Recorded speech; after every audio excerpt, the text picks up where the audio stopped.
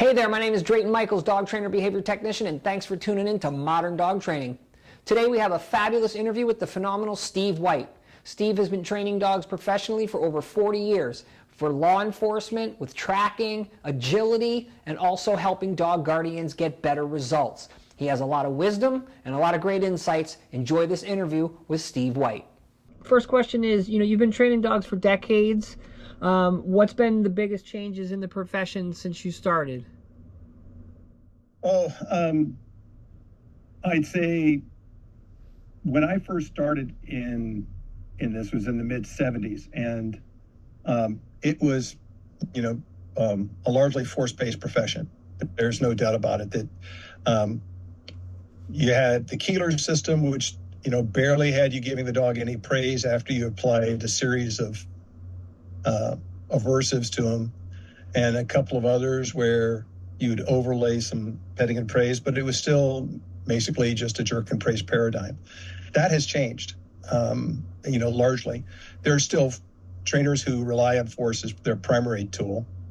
I wouldn't say primary tool, but there are a few that do that. In other words, they start with a negative reinforcement procedure from the very beginning. Their argument is that's what builds ultimate reliability. And now you have a complete spectrum of positive reinforcement-based approaches that actually do a lot of things that we thought weren't possible before, but we've also kind of fallen short in the positive training community. So How so? we're still growing. Beg pardon? How so? I think there's some denial about some of the areas where we do fall short. I think that's the biggest one. And, absolutely convinced that that there is no other way. And I'm a firm believer in the use of positive reinforcement. I switched to positive reinforcement as my primary modality, largely because I got better results. In the long run, I wound up having to use aversives far less often, with far less intensity, with far better results. So as far as I'm concerned, made sense to me. But I also know there are times when we can't control contingencies. And that puts you in a position where you, as a positive reinforcement trainer, you're left with management. In other words, if you don't have control of antecedents and consequences, then it's very difficult But not to cut you off, but go ahead and get something that's so general as you can do this. Whereas if you have a tool that can deliver an aversive, people can then communicate, no, that path's not going to work for you, even when they're not in contact with the dog. So that's not ideal, because that's just a different form of management in that context. That's what I call the emergency brakes. But if the dog generalizes the emergency brakes are available and you put it on that, you can stop them as well as you can with redirecting and counter cueing. So a lot of people do that. I was going to say, don't you think that a lot of it really boils down to the person's skill level and their ability to create a different environment? As far as I'm concerned, there's no more reliable predictor of successful outcomes than the skill level of the trainer. Right, but we also full stop. Okay. Don't even need to. That's the most reliable predictor. Right, but we're also talking about people who hire us to teach them. Right, so obviously we're going to get different results than our clients just because we've got better skills, better knowledge, more experience, and we also don't bring as much baggage to the table. But I think so by definition, you're working with somebody who is less skilled than you are. You're hoping to help them build their skills, and that as they build their skills, they'll have better results. And that's, I don't care which paradigm you're using, which set of tools you use. That's our ultimate goal, is to get people to be better off than they were before. But just like every training exercise is not defined by whether we met our goals or not, it's defined by whether the dog came out ahead of where it was when you started. Right. If you made progress, but not as much as you wanted, it's still a win. Right. Well, there's that behavioral flexibility that I try to alert people to, like to give up the idea of perfection. Not that you can't have great results or even miraculous results, but a lot of times people feel like if the dog didn't do X, Y, Z, that they're a failure and the dog's a failure. And I always explain to people that you have to be flexible because nobody is perfect all the time, and the environment is a big contingency. You might get one result in your living room and you might not be able to get that result outside. In my experience, the environment has a more profound impact on behavior than our cues do. Sure. Until we can get the cues reliable in enough different environments that you have well generalized stimulus control. Right. So if you can get fluency and well generalized stimulus control, then environments are less of a problem.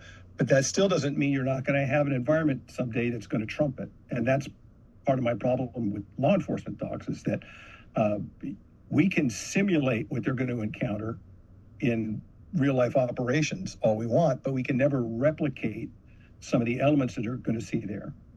And as a result, all of a sudden when the dog is faced with this person who truly means to kill it, not just a really good actor at it, but truly means it, doesn't take long before the dogs pick up on that. Yep. And one of two things happens. Either dogs say, yeah, thanks, but no thanks, I'm out. Or, best defense is a good offense. Right. And both are problematic. Yeah. It's still, just like the positive training community, it's still in its early growth stages. We talk about this, but if you take a look at how long force-based methods have been in place, and or not even force-based, but to a certain degree force-reliant methods, that's definitely a part of the toolkit. So it's been around a long time. It's not going to go away anytime soon because there's enough of an ingrained cultural response to it, and we human beings do it too. Now, maybe we'll say, I'll never do that to my dog. I'll never do that to my horse, right?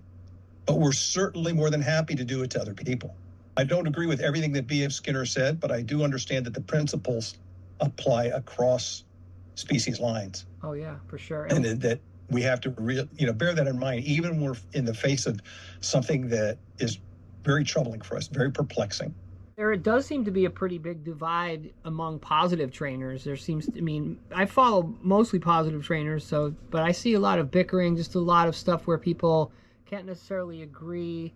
What do you think can help Team Positive Trainer get stronger? Well, it's not unique to Team Positive Trainer. Right, no, of course. I'm going to say that we're a tribal species, yep. And we will try our best to find a tribe with which we can vibe, and we'll be all in on it until somebody takes a step away, does something out of the norm. I mean, social norms, a lot of them are unwritten, but we know what we shouldn't do.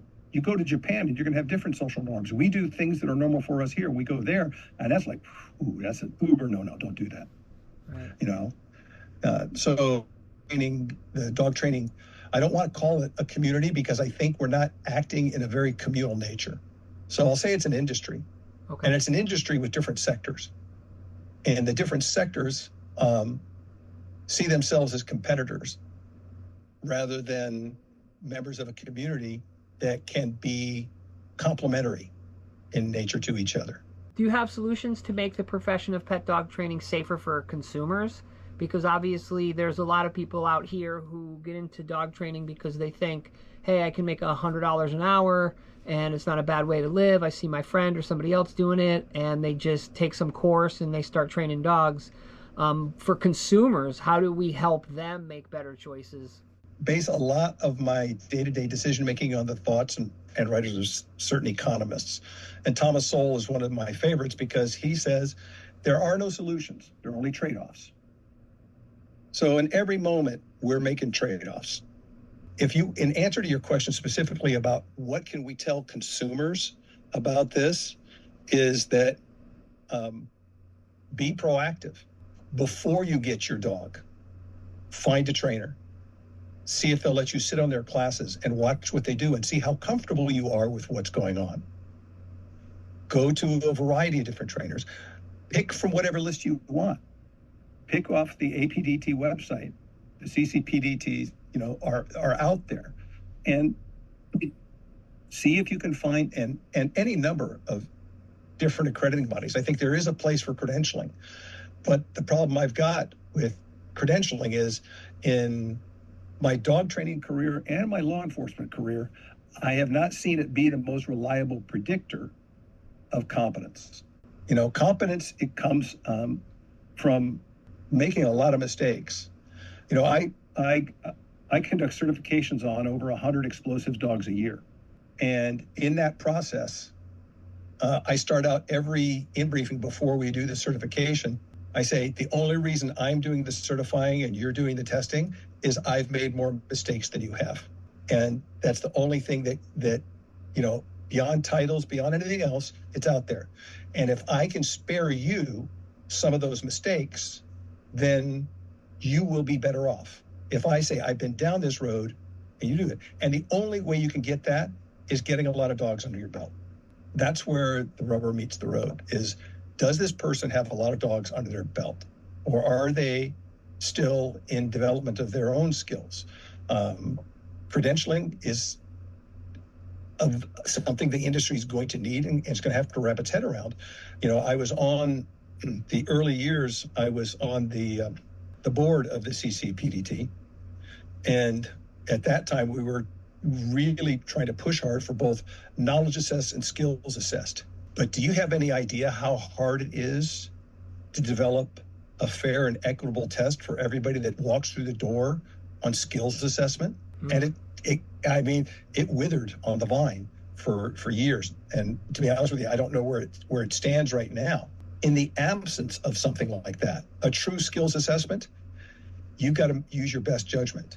And that is get out there, watch them, and see if you're comfortable with the way that they interact with dogs. Not just the easy ones, Right. but the problematic dogs. If you see somebody whose approach is, oh, this is a conflict, and I'm going to win the conflict, that's a problem. That's why video is good, right? I mean, nowadays, most dog trainers, at least, you know, the ones who are serious about making an impact, will put videos up. And even though you can see if videos are edited, you know, that's why a lot of the videos I put out are just real time. There's, you know, it's not edited for anything other than continuity. That's always a good way I tell consumers too, because not everybody's going to be able to go see a dog trainer train, or dog trainers might not be comfortable with just having people in their sessions. But, you know, video is a good way to assess someone's skills as well. Well, there were plenty of people who considered Kay Lawrence's school, but balked when they found out that the assessment process, because it was a remote school, was you had to submit unedited videos. Right. You know? Yeah, I from know. beginning to end. I know. This is, you know, they map out the exercise. You had to execute the exercise as described. And I'm not saying it's a perfect system, but it's an intimidating process to put yourself out there for others to see, because once that video leaves your hands, it goes into the internet, to an email to somebody else, or posted on social media, you've lost control over who's going to see it after that. Right. Well, again, I mean, look, I've been putting myself on video training dogs pretty much since day one. So, I mean, I hear you. And I put a lot of stuff out where people would take me to task, and I'm like, well, that's real world dog training, you know, that's it. You know, if you want perfection, then, you know, go watch something that's perfectly edited. I showed you what happened from point A to point B. So, I mean, I hear you. I think that if you're a dog trainer and you don't want to put yourself on video to gain your certification, then that says more about your skill level and your confidence. Bob Bailey said something great once. He said, your confidence level should match your skills.